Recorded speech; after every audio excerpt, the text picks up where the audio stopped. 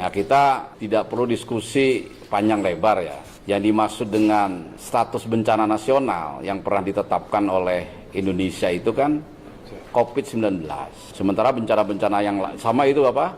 Tsunami 2004. Hanya 2 itu yang bencana nasional. Sementara setelah itu banyak bencana, gempa Palu, gempa NTB, kemudian gempa Cianjur. Mungkin skala korban, kemudian juga kesulitan akses, ya rekan-rekan media bisa bandingkan aja dengan yang kejadian sekarang ini. Ya, memang kemarin kelihatannya mencekam ya, karena kan berseliweran di media sosial, nggak bisa ketemu apa. Tapi begitu sampai ke sini sekarang, begitu rekan media tadi hadir di lokasi, kemudian tidak hujan.